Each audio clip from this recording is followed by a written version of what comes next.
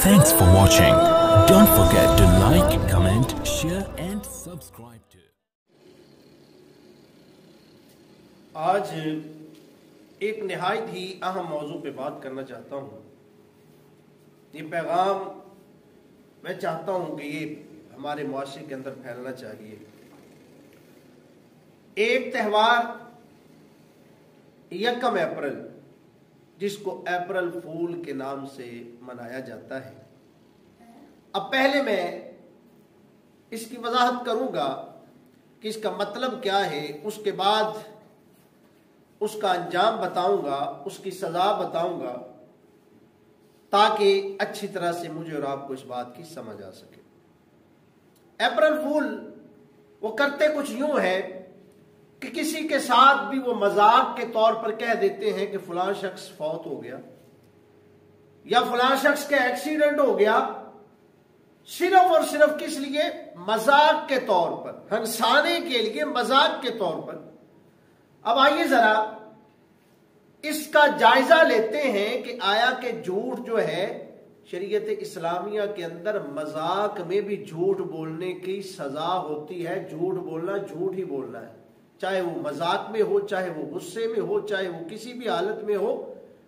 जब आप झूठ बोलते हैं तो वो झूठ ही लिखा जाता है। अब इस मौके पर भी जब ये झूठ बोला जाता है तो समझ लीजिए कि उसने एक गुनाह किया है। इसका 2 नुकसानात हैं जो मैं अर्ज करना चाहता हूं। एक नुकसान तो ये है, दुनियावी नुकसान है, कि अगर खुदा न खास्ता अगले बंदे को हार्ट अटैक आ जाए या अचानक से उसे कुछ हो जाए तो उसका जिम्मेदार कौन होगा? उसे मजाक की सूझी हुई है और वो अगर किसी परेशानी में मुब्तला हो जाए तो उसका जिम्मेदार कौन होगा? आइए अब देखिए कि कुरान मजीद फुरकान हमीद के अंदर अल्लाह खाल के कायनात ने क्या इरशाद फरमाया कि लानतुल्लाहि अलल काज़िबीन, कि झूठों पर अल्लाह अज़्ज़ा व जल की लानत है। यानी कि झूठ बोलना लानतियों का काम है और ऐसे लानतियों का काम है कि जिन पर अल्लाह अज़्ज़ा व जल लानत फरमाता है। तो इसलिए अब इसको मजाक के तौर पर मनाना कि अल्लाह की लानत जिस बंदे पर आ रही हो, तो क्या उस दिन को मनाया जाता है? उस दिन को इस तरह से सेलिब्रेट किया जाता है कि जिसमें अल्लाह की लानत हो? और मेरे दोस्तों भाइयों जरा गौर कीजिए कि यह भी अगर मैं कहूं कि तमाम गुनाहों की जड़ जो है वो झूठ है तो बेजाना होगा।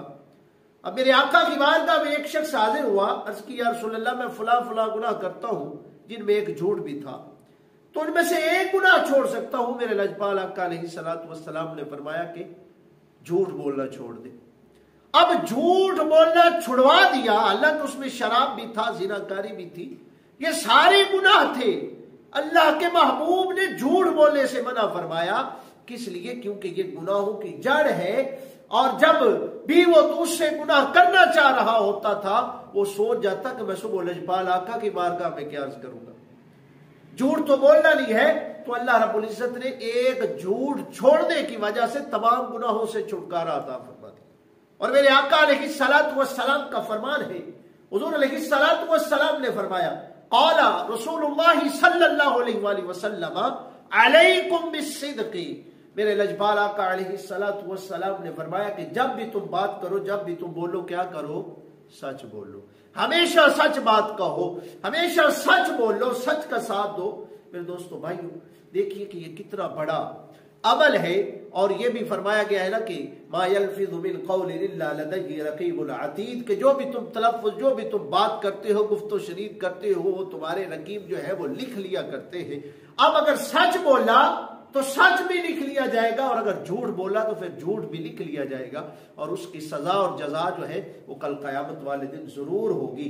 इसलिए मेरे दोस्तों भाइयों ऐसा अमल हरगिज ना करें कि जिसमें हम सजावार हों और हमें सजा का जो है ना वो इर्तिकाब करना पड़े। इसलिए कभी भी झूठ ना बोले और अप्रैल फूल वगैरह ये वो और इसके अलावा भी झूठ बोलना जो है ये बुरी आदत है। इसलिए तमाम गुनाहों से और झूठों से इज्तिनाब